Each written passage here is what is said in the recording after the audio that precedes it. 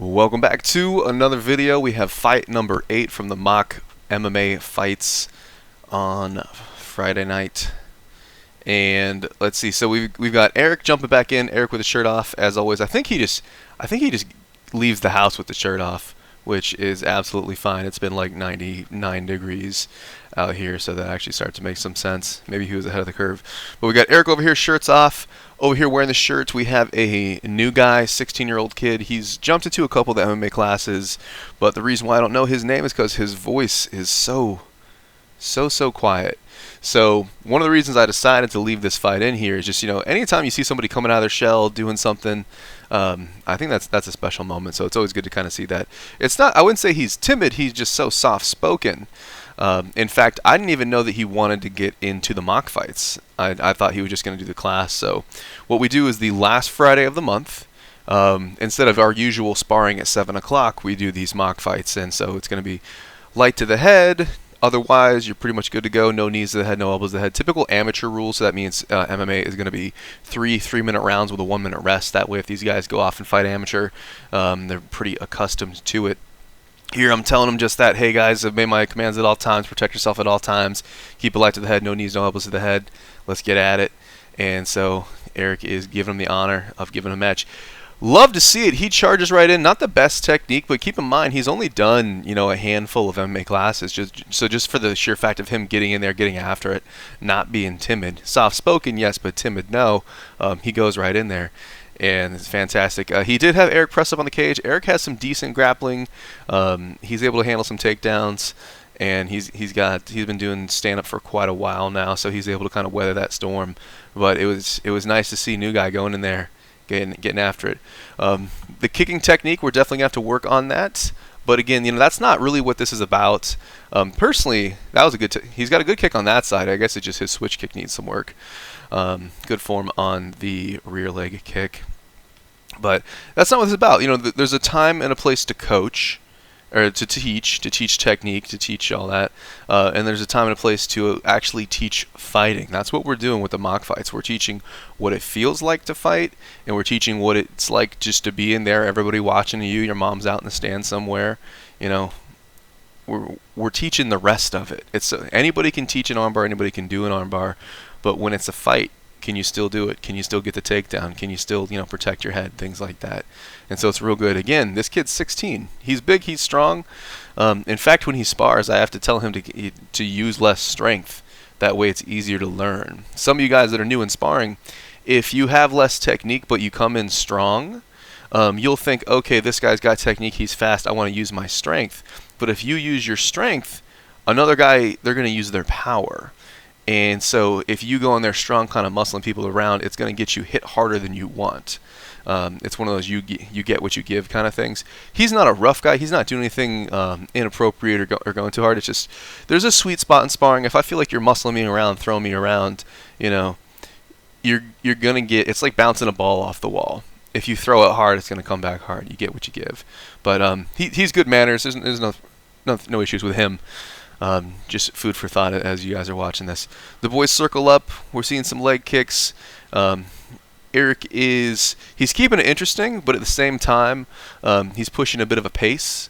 I didn't want them to go in there and just have like a little sparring session. I wanted to see some work. I want to see Erik do some stuff.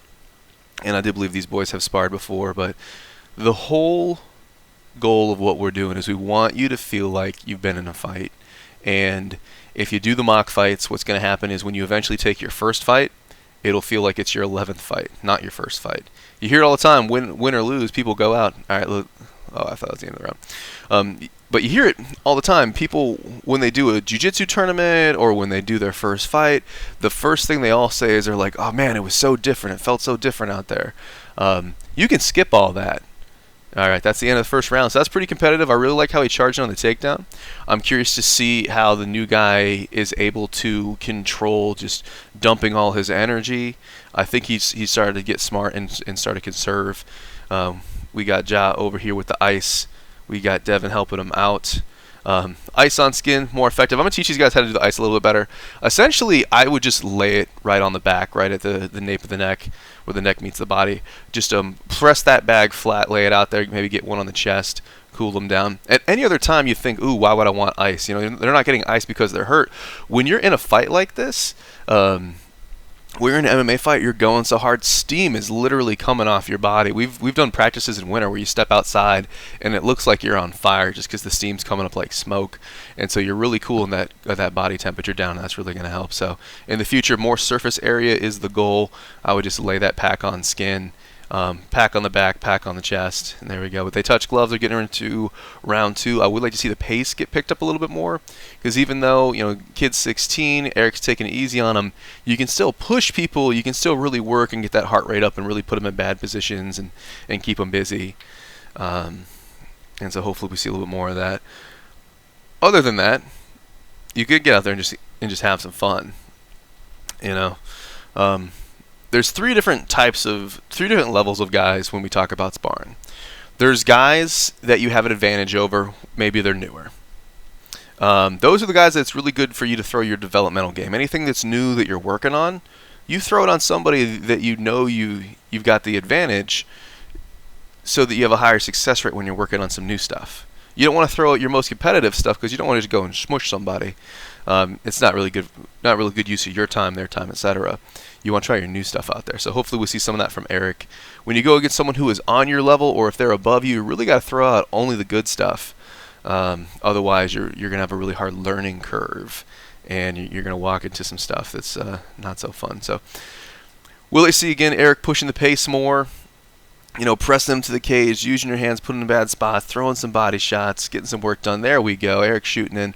I would possibly going for hip toss. We're keeping him in bounds, looking good.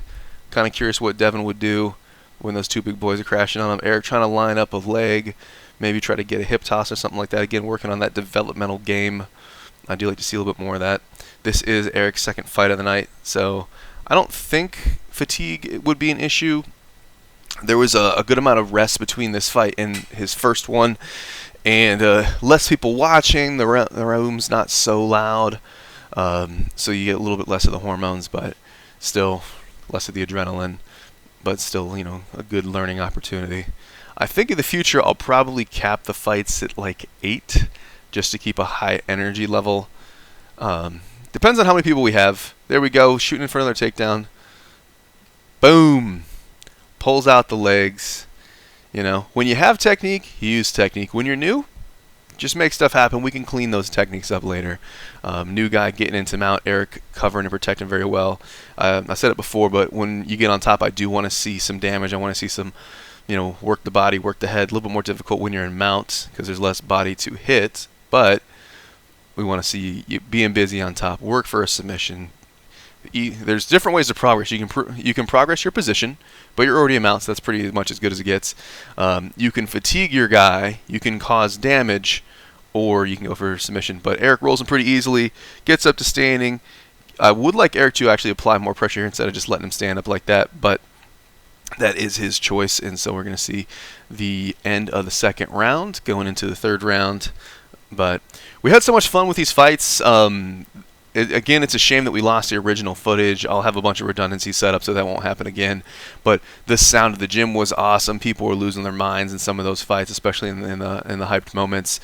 We had commentary over there sitting by the cage. Eventually, I need to get better lapel mics so it picks up the commentary better. Unfortunately, on the footage that we did have, the commentary was not coming through the best.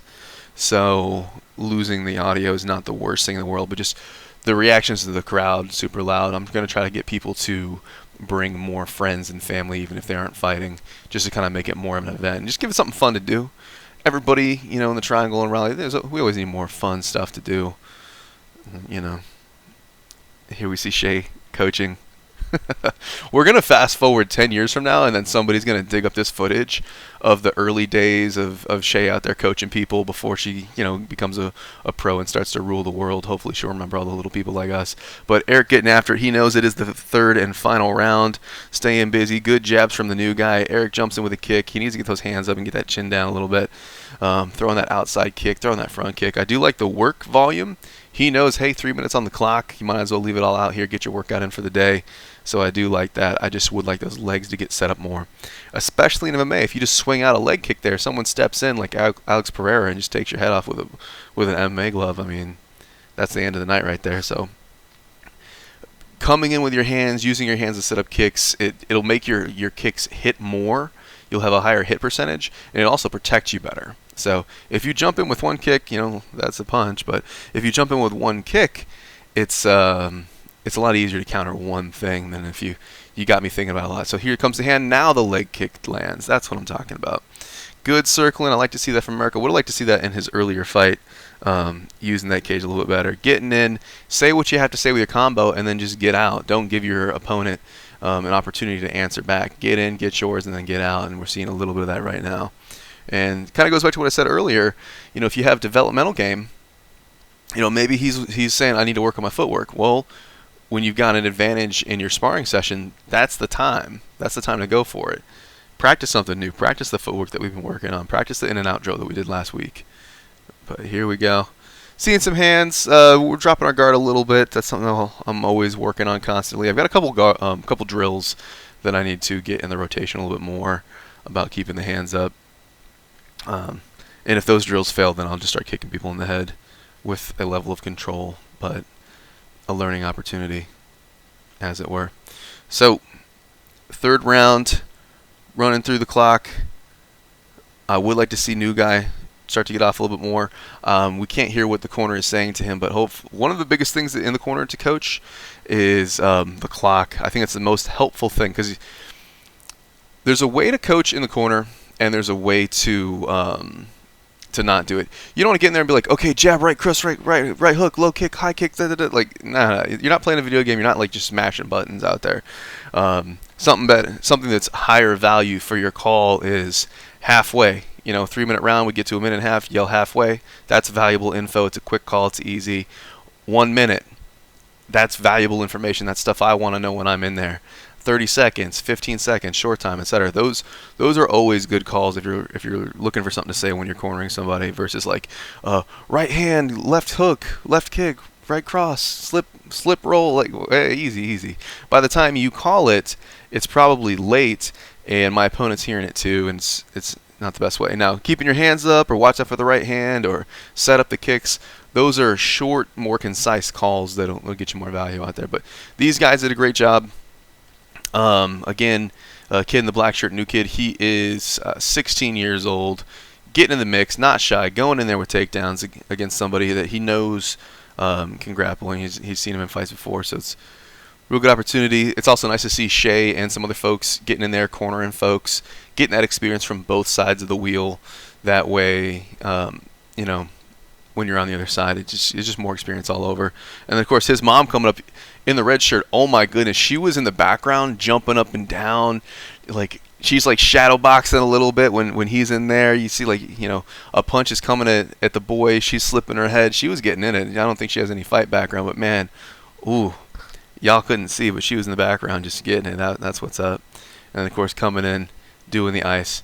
Who knows, we might have her doing some corner work. That's all I'm saying. It's good to see. All right, folks, as always, I will catch you in the next one. We got the last fight coming up. Peace.